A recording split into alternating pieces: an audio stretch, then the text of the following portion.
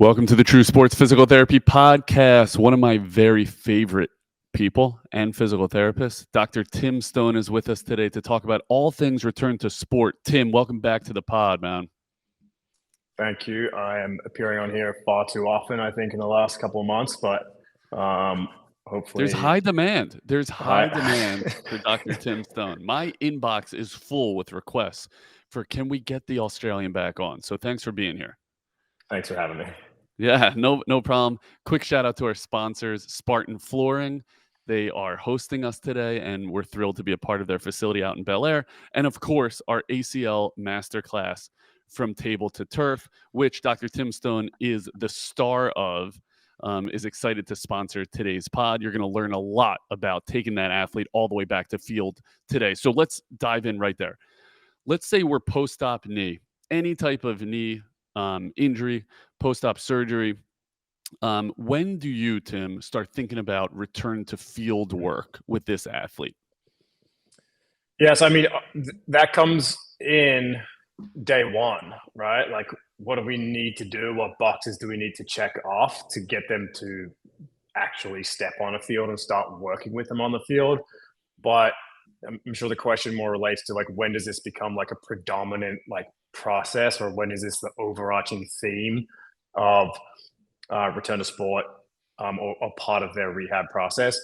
And that's really, to me, when they've completed that return to run protocol, that shows me they have the proficiency to tolerate a volume of running. And so now when I bring in field work, I can kind of dominate the sessions with higher intensity cutting work on a field, and not focus so much on having to worry about energy systems or fatigue or things like that. And I know that we've already checked off some of those pieces that show me they'll be able to accelerate or decelerate, for example, based on them having to get to that return to run program in the first place. So that's when it really dominates the rehab landscape.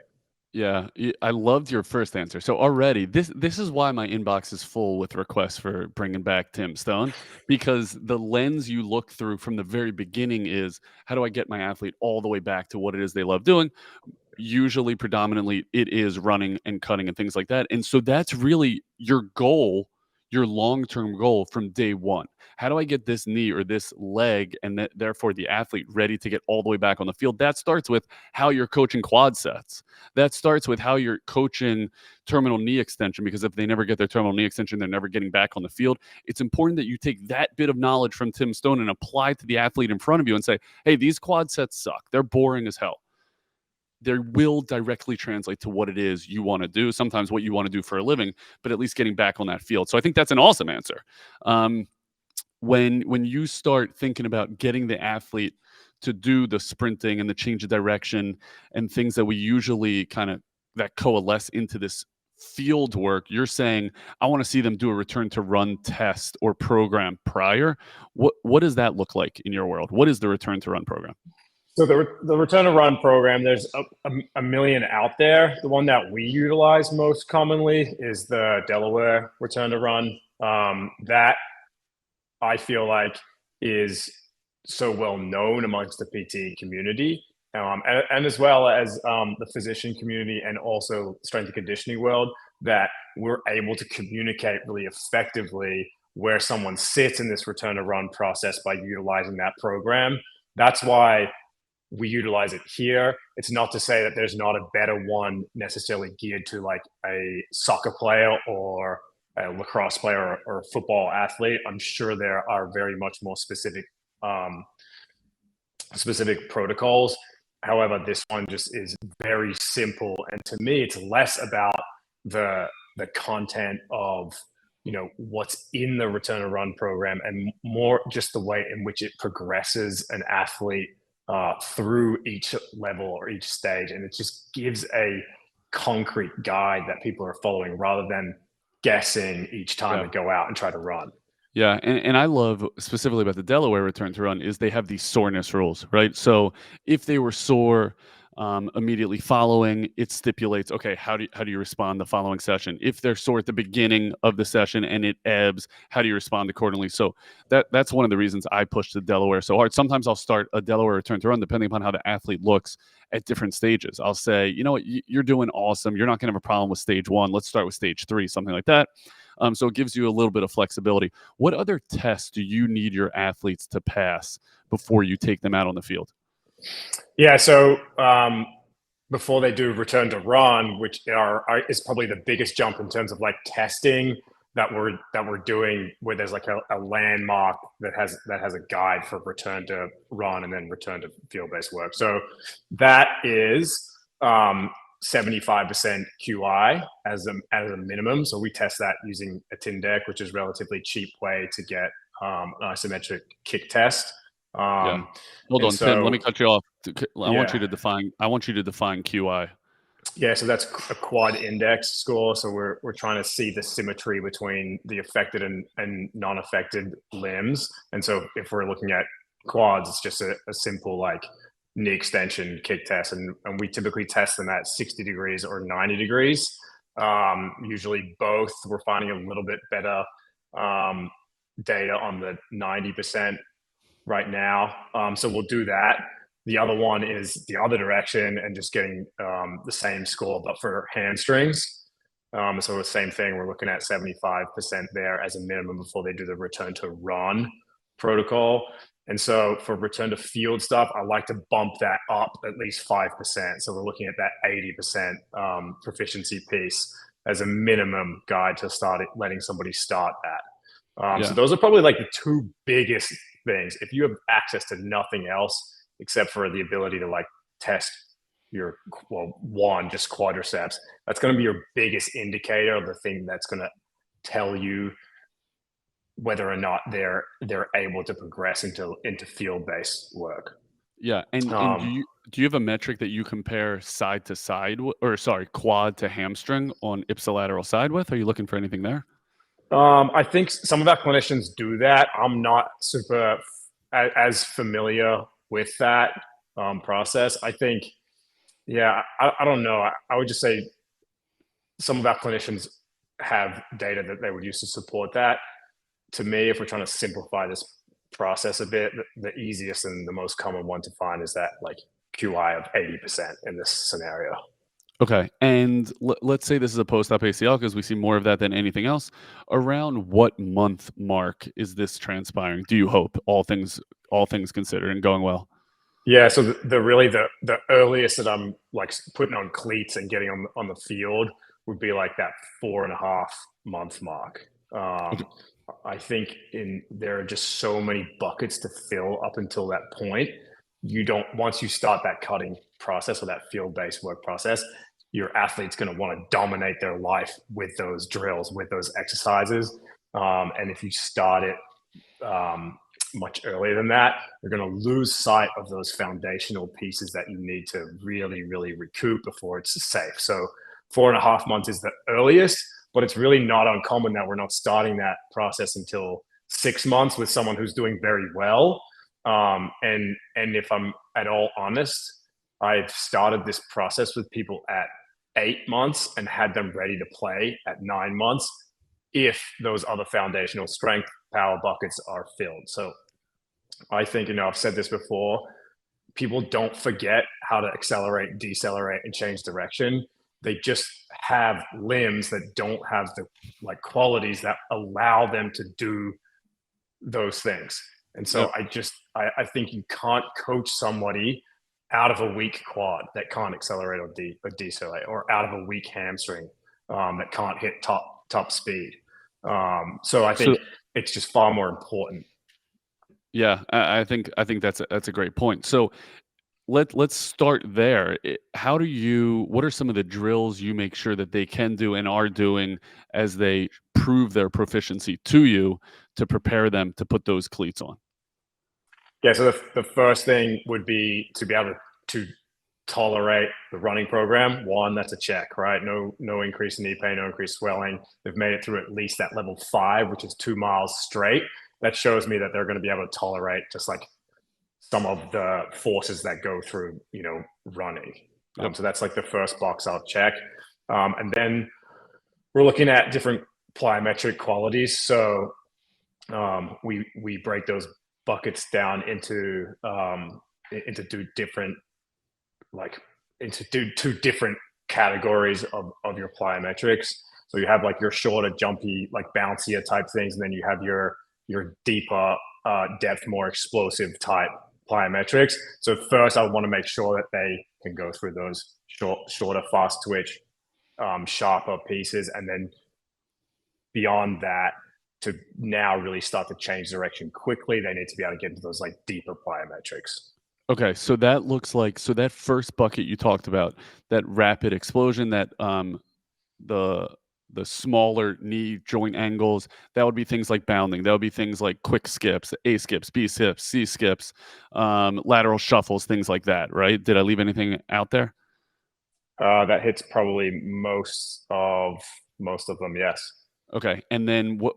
Talk to me about the deeper ranges when you would start seeing those and testing those and progressing those.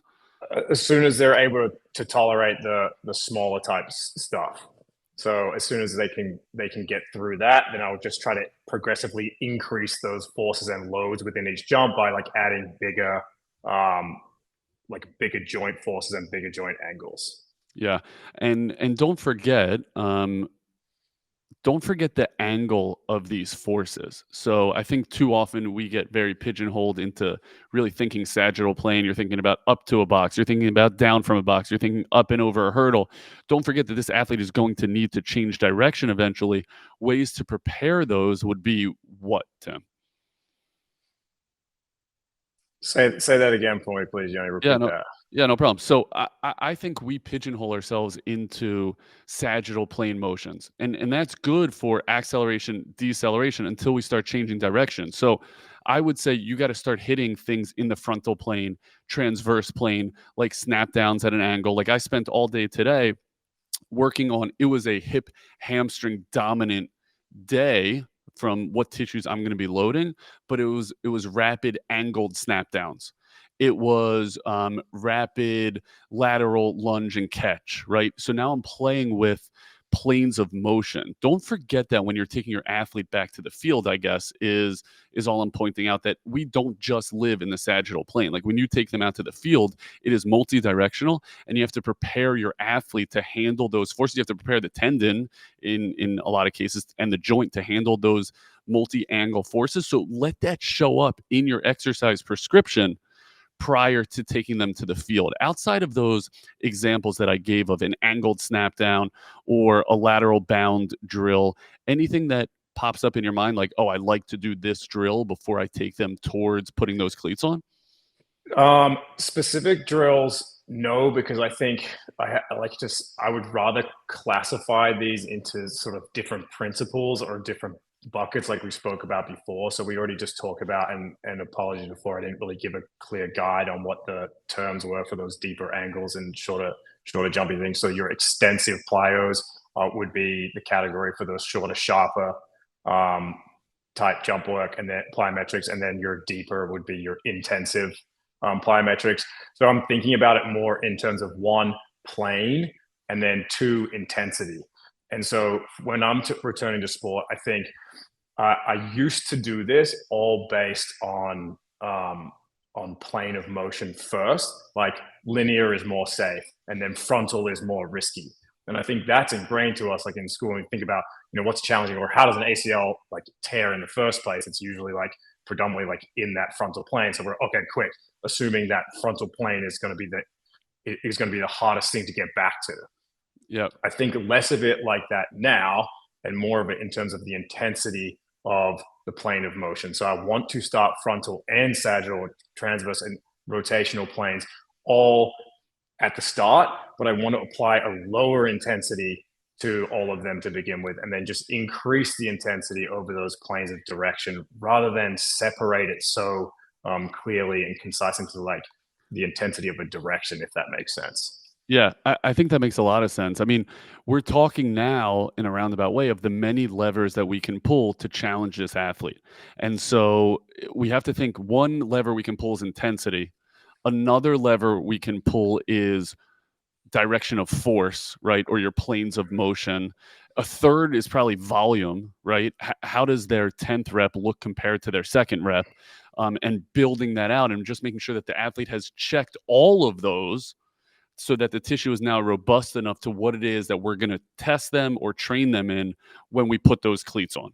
Does that make sense? Does that sum that up?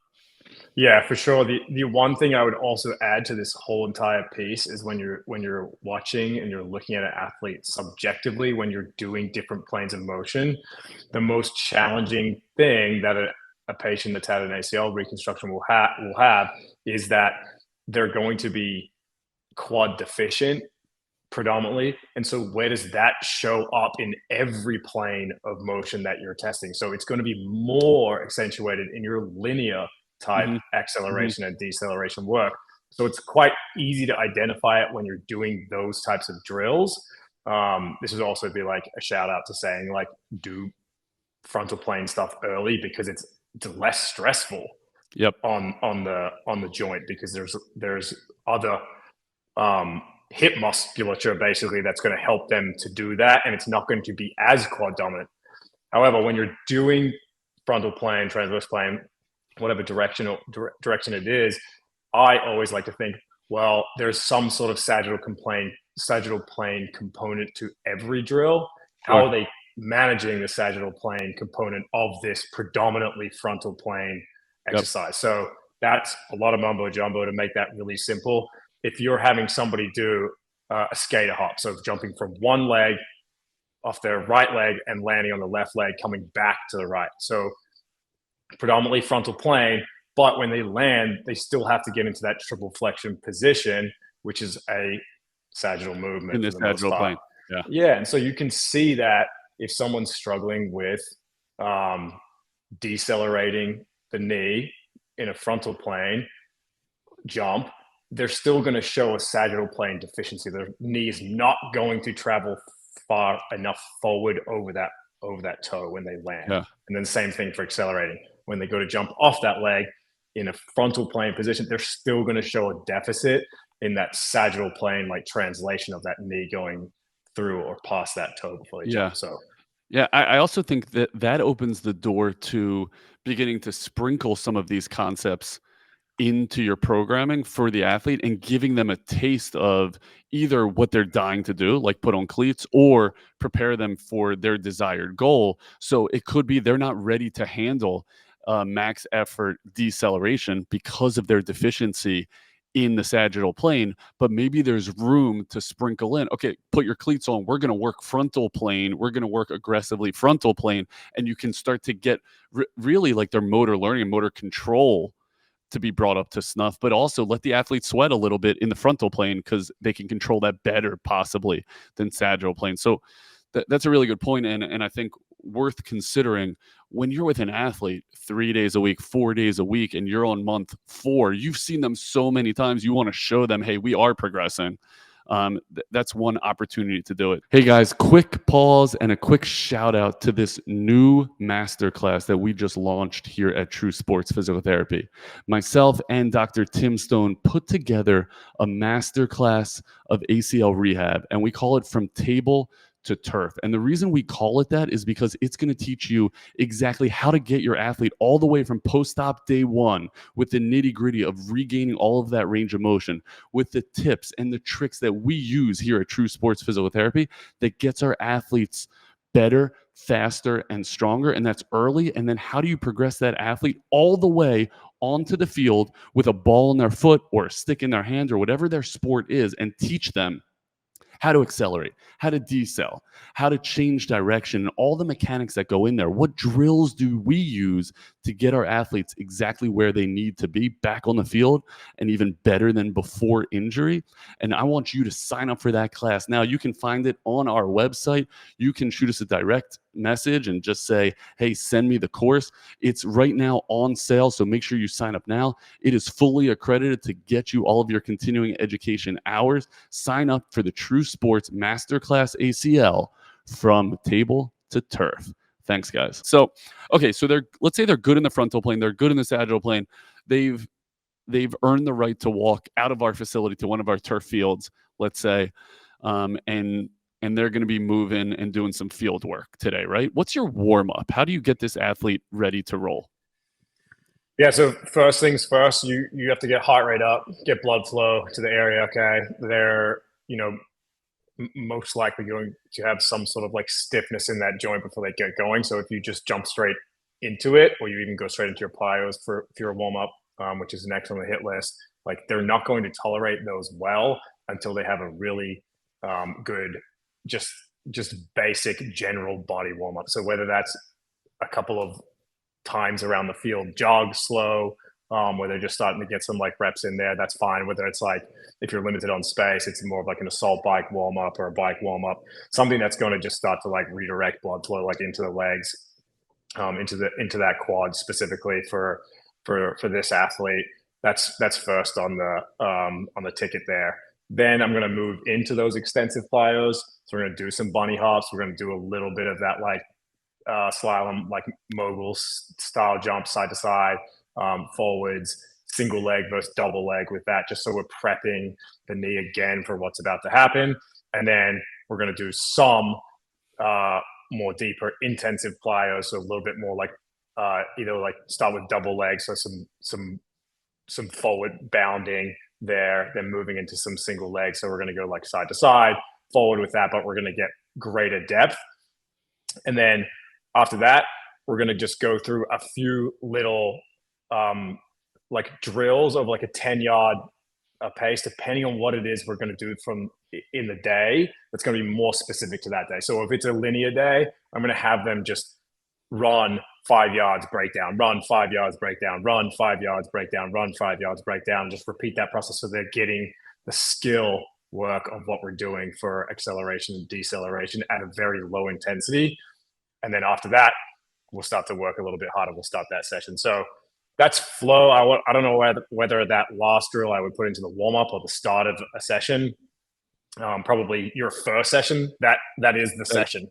Yeah.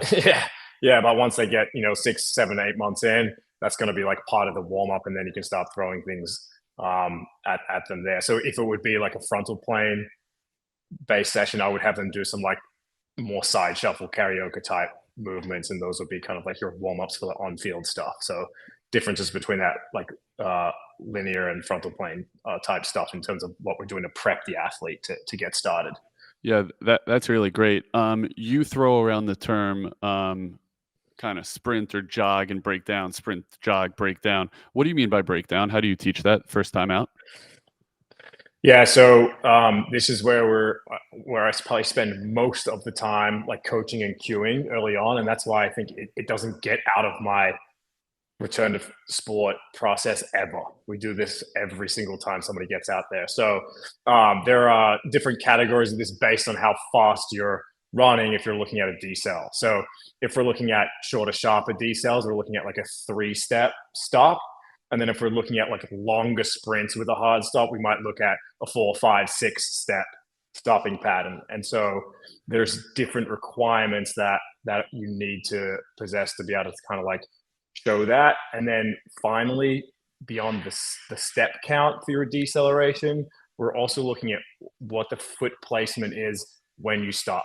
Are you stopping in a split position, so one foot in front of the other, or are you stopping with 2 feet even at the end of that drill? And so I'll play around with both of those two concepts: left foot in front, right foot in front, or both feet kind of side by side in terms of the stopping patterns. What's harder? If you're talking about like skill acquisition, definitely like that skater stop where you're 1 foot in front of the other when your front foot is the operative leg. That's the most challenging, right? Because you're going to end up finishing on that leg with all of your body weight to stop and then pivot and come back. But both, even in the reverse, I would say like you can still see a deficit in what happens in like steps 1 and 2 before that, even when it's the non-op leg being the final finish. So like, are you doing enough work on steps 1, 2 before the third one finishes, or 1, 2, and 3 before you have the fourth one finish in front? And so that's a piece of coaching it there. So we'll coach like stamp nice and hard before you get to that final pivot step or that final stopping step, so Yeah. that we're hearing left, right, left, or we're hearing right, left, right, versus if you don't give those kind of cues, we're going to hear like, if we're finishing op leg, the first step should be a heavy operative leg stop. It'll be super light, and then it'll be really heavy with that non-op leg, and then it'll kind of be like a short stabby step with that op leg again. Versus someone who's proficient at it will be pretty even with all three of those Yeah. deceleration steps. So those are great teaching moments and great cues, right? The sound of their step, the distance of their step, and then what I also like to do is film them a couple times, and you can see what their trunk is doing. Are they allowing their trunk to kind of stay all the way back, trying not to put weight forward? Maybe they're avoiding that anterior shin angle and an excessive shin angle on the opposite leg, and just slowing that down and showing that to the athlete. It could be they don't even know they're doing it.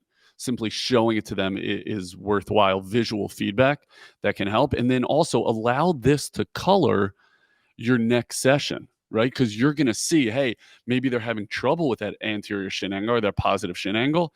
Let's make sure when we do our Bulgarians, when we go back inside or the next day, that we're giving them a cue to keep that shin forward, and so that they get more comfortable with loading that anteriorly. These are all great things to think about. Another thing is center of mass. How high are you staying? Like, I will routinely see athletes almost like tumble forward over their plant leg when they go to stop, because they're not able to drop that knee angle low enough to truly put the brakes on. So sometimes it's as simple as holding a PVC pipe over their head, making sure they land lower than a given amount. Or maybe it's, hey, you don't have the strength yet. Let's make sure that that shows up in the rest of your strengthening program. Does that make sense? Yeah, I actually have relied so much more on what's happening in the upper half of your body when you're decelerating.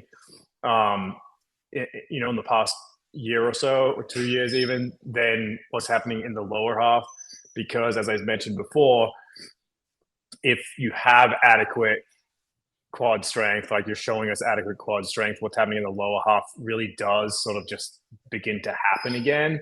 Whereas what you're doing with your upper half in relationship to like the cadence of your stepping pattern can really have a big impact. So there's two drills that I really like for this. One and both are stolen from like wide receiver drills. So the first one is like what we call like throwing your hands. So that's when you see like a lot of videos out there on social where you see like wide receivers always will give you those like sharp, choppy hands, but they're really aggressive with their upper body. If you throw a right hand really aggressively, your left leg also has to respond as aggressively, and so it can help facilitate loading into that limb. So we're awesome for like hard arm, like heavy arm movements to Yeah. yeah, to kind of accentuate that. The second one I really like that I've seen in the last year a lot used. I've been trying to integrate. I don't think there's a name, but I kind of call it like a knuckle drag decel.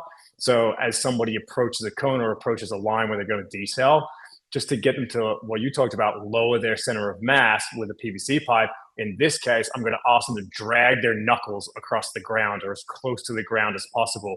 And so that gets you into this really like compressed form, or this really like low body form, and really challenges the quads a lot when you're going to like decelerate quickly. So that's just trying to like drag your hands across the turf.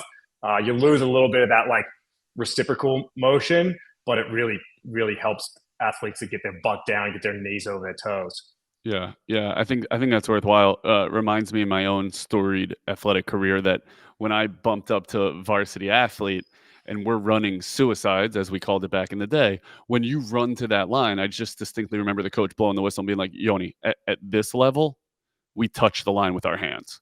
And so a lot of times that gets lost on kind of the younger athlete. But if you're forcing the athlete to come down and touch that line that they're targeting, like exactly like you said, everything has to collapse appropriately, and they should have the knee strength um, to kind of hold that. Tell me about when when you get this athlete out there for the first time, how do you manage volume, and then how do you ramp it up or scale it back? Yeah, we used to play around with a certain amount of like contacts Yeah. on the ground. I think that is really, really difficult to track when someone's like sprinting. It's easier in like a plyometric session.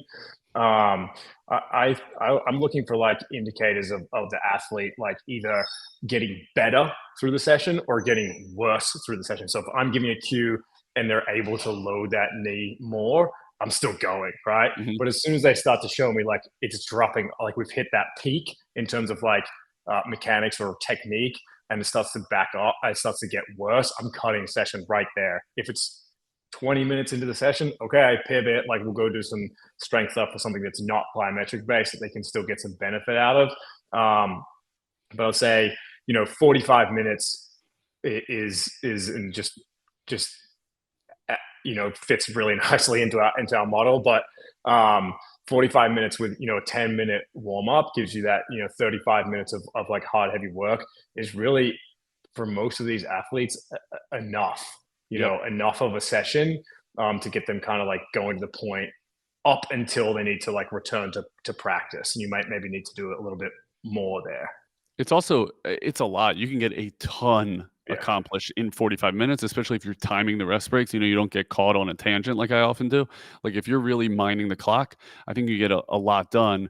In the vast preparation we've had for this podcast and conversation, I was talking to an NFL linebacker that you worked with, and he said one of his favorite sessions was one of his first field sessions with you, in which he started to struggle, and you would not let him try another repetition. Like it is not going to get better just by trying harder. You simply cut the session off and said, "We're going to go do something else." And he did, all the pissing and moaning he wanted. You didn't even hear him. You just moved on to the next drill, or maybe the next setting. Because once you see that form start to go to hell, it's not coming back, and you're going to either learn at best bad habits or worse, cause some damage. So I think that's really astute of you. You got to be locked into your athlete. You cannot be on your phone. You can't be talking to other clinicians. You want to be watching how this athlete is performing. And as soon as you see that down tick and they've tried it a couple times, go on to the next one. So I think that's really worthwhile. Okay, so as this athlete is progressing, you're seeing good form. When do you start thinking, I want to add another piece of their return to sport, whether it be I want them holding a stick, I want them chasing an object, I want them carrying a football. I want them dribbling if they're a soccer player with a ball in their foot. When do you start to make that determination? How important that is that to you? So, we want to get those things incorporated into their rehab as early as possible in like a lower intensity. So, you can add a soccer ball with like passing as soon as they start, their return to run program. So, same things with like wall ball. If you're a lacrosse athlete, anything really like you can get pretty low level like skill based Skill. work or repetition based work like very early on. In terms of like having them produce like a drill with the stick in hand or a ball at their feet, like that to me comes a little bit later on when they've shown me the qualities of acceleration, deceleration in all those planes. So again, I think I've changed my mind on that too. Like I used to say, like, this person just moves way better when you put a ball at their feet or put a stick in their hand. I just don't buy that anymore. What I think that is us as clinicians getting distracted by what's happening, like with their skill level, with the extension of the sport versus like what they're doing from a mechanics standpoint, and they're probably still showing you crappy mechanics, but it looks good because they're good at their sport. Hmm. And so Hmm. like I'm hesitant to like bring that stuff in until they're able to show me those basic skills of acceleration and deceleration in the frontal plane linearly as well, and then also from a rotational perspective too. Yeah. Then you like use that as a motivational factor for your athlete to get it or like earn the right to get a stick back in their hand in sessions with you or get the ball back on their feet in sessions with you. Yeah. How much, as the former lax doctor, how much does putting a stick in your athlete's hand change their mechanics that you're working on? It really, it really shouldn't if you're doing everything right. I think that timing is important. What's sort of like happening with your upper body and lower body. So like with the stick, um, I'll use it as a conduit to improving like acceleration or deceleration. We talked about like throwing hands heavy. Like with a lacrosse stick, I'll use it as a way to help improve like their ability to like accelerate from like a jab step. So having a stick in your hand gives them some I suck at that familiarity. word also, yeah, Terrible word, it's an impossible word. an impossible word, especially for an Australian like me. Yeah, and me. But you're you're able to then like talk to them in terms of movements and like terminology that they understand. So if I tell you to do like a right hand, right hand to left hand split dodge, exiting to the left, like the the movements that need to happen to produce that come like this. Yep, If they have the proficiency in the drills before, it will also show up in that drill as a proficient movement. movement, If right. they don't have the quad strength to do that, it's gonna sound funky. It's gonna look funky. They're like, "What the heck just happened to my split dodge? That was like my moneymaker." Yep, So yep. it's helpful to like reinforce movement patterns and progress the movement pattern, but it certainly won't like clear up, I think, any deficits that they have going into those sessions. Yeah, and if anything, like you said, I think it'll distract you from the purpose of the session. So I think you want to be careful about that. Maybe there's room for it when you're doing balance activities to make it a little more spicy than just standing on a Bosu. But I think it gets I get frustrated when I see an athlete doing drills with their stick before they have perfected it without. I think too often we get too cute with it, and it kind of leads us astray. How do you handle the the ominous and the confusing, well, I feel it's in my knee a little bit, but it's fine. So I guess my question is, how do you handle when an athlete has some symptoms on the field and when you're completing field work? So first, like repetition of asking the athlete, the first time you ask them, they might respond with that, and then if you follow up with another question, well, describe like the pain, or what does it feel like, when is that happening, you'll get more from them. So usually they'll start to go down this path and then let you know like this is not okay anymore. They'll sort of like divulge more information. But again, I think you can, I guess, objectively, quasi objectively, like see when things start to break down. If there's pain associated with that, like you're pulling the pin Yep. right there. There is no space and no room for like cutting activities to say like I have some knee discomfort and expecting it to get better with more work, Yep. right? With more drills. It just doesn't work like that. We need to get Yep. out of this like this thing we do as PTs because we don't have another option for them to Keep doing regress, or it. we don't have Yeah. we don't have another option for them to like apply some therapeutic technique for them in that session. We just say keep going, or it'll get better the more you run, or it'll keep getting better the more that you cut. It's just not that's not true. It's not what we see on a daily basis here. It's are you proficient? Can you tolerate the intensity? Can you tolerate the volume with no pain?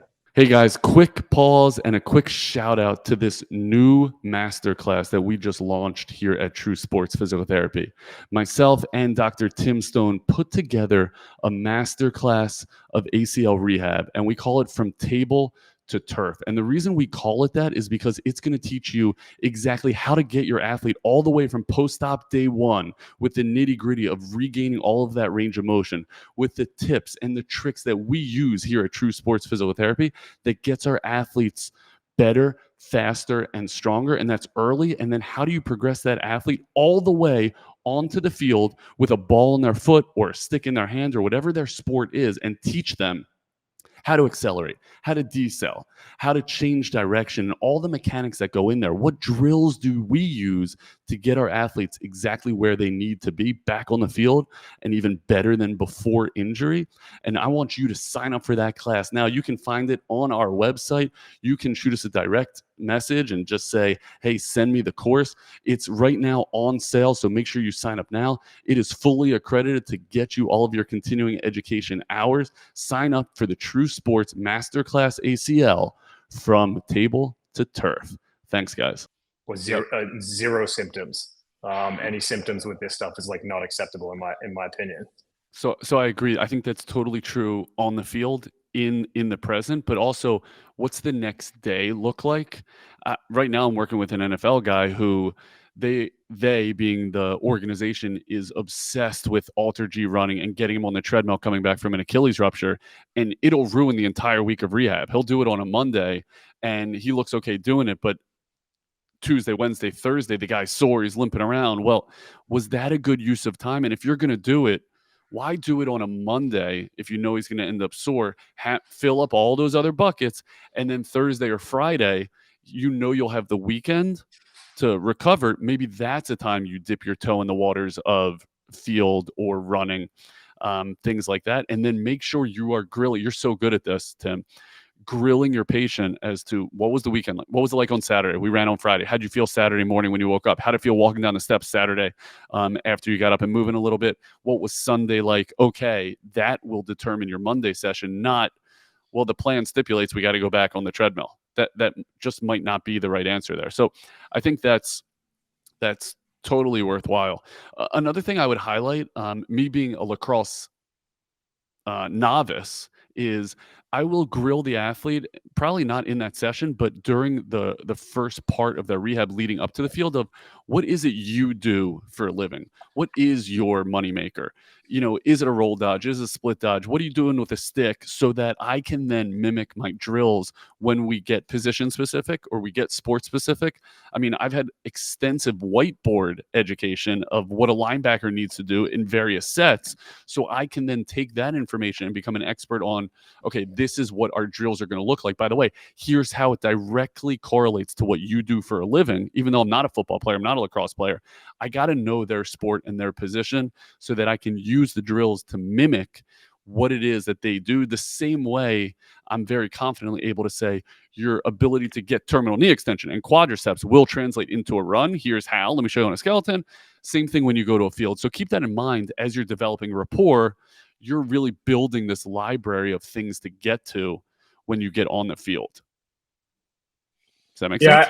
Yeah, that makes total sense. And a piece I would add to that is the best way to learn this stuff is to, like, one, get on YouTube and just like watch the position. The first place I would, like, whether or not you think the combine is a good way to see what someone's like ability will be in the NFL or not. Like, these are typically like drills they're going to do possibly like when they go to preseason or back into practice. So you can see like what types of movements people need to do. One is a great way to do that is to watch film, watch draft drills, and then the third place, which I really love to look at this stuff, is get a good network of skill-based coaches that work with this type of athlete, and they've spent a lot of time like breaking down what skills are important for these athletes to do. So I just pinch drills from them and apply it to different drills that week that I could do that will get them to show me something that I'm trying to work on with them. So in the lacrosse world, like, I look a ton at D McClass. He's got tons of like simple skill drills I look, and then Nick Tentle as well, down in Texas as well. So I'll look at all of those drills, and a lot of my return to sport drills, accelerating and decelerating, I'm just pulling something from what that skill coach does and relating it to, is this a heavy decel drill? Like, what's the quad doing in this drill? Like, and would it be appropriate for my athlete now, or would this be something I would apply to them later in their rehab based on like the movements that they're doing? Yeah, and Nick, those drills that you get from Tindall and from Deemer, that you can take those patterns that they're stressing and do a weight room session on them, right? And force the joint in those angles to make sure that they are ready to do that. I just had a great conversation with a linebacker this morning about what is transpiring at the Achilles tendon in the 40-yard dash takeoff. Those first few steps, how do you get all the posterior tissues taut so that when they take that first step, they're being shot out of a cannon, as opposed to now I got to recruit, now I got to go forward, recruit first. That's why you see those sprinters lift their ass before they take off, so that that Achilles tendon can get taut and propel them anteriorly or forward to maximize their efficiency and power. That stuff is gold, even early on when you're teaching these sessions. So make sure you do that. I would encourage everyone listening to take a look back in our library of podcasts to Troy Jones. I mean, he's made a living in preparing athletes for the combine, enhancing their 40-yard dash. He gets into how he teaches speed, how he teaches setup, all those things. Go back and look at that, but also find him on Instagram. There's so much information out there. You just got to make sure that you're spending the time to mine it and to look at it. Yeah, one thing he talked about, I remember like listening to this to that pod too, was like the projection angle Yep. of the athlete, like when they're performing a task. So if you can take a snapshot of the projection angle for any motion, you can apply like some sort of external resistance in like a slower fashion and turn that into a strength drill. So if it's somebody trying to cross somebody up, like on a basketball court, or dodge or get around a DB on the football field, you can look at what that lateral movement looks like.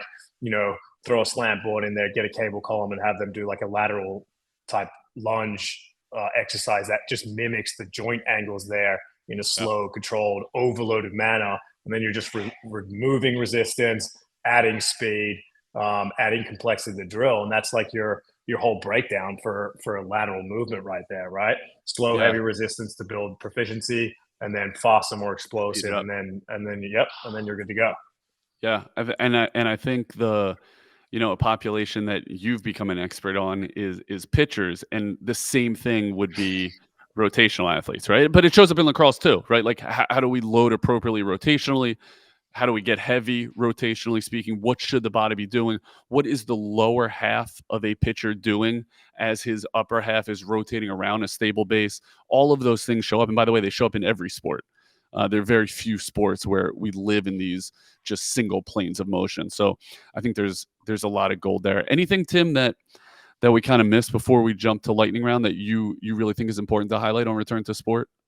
I don't think people caught that joke, for starters, about me and pitchers. And I also don't think people caught the joke about you being a varsity athlete, because I think last week you told me you never made varsity before. Okay, I never said that because I made varsity in so many sports. Lacrosse was not one of them.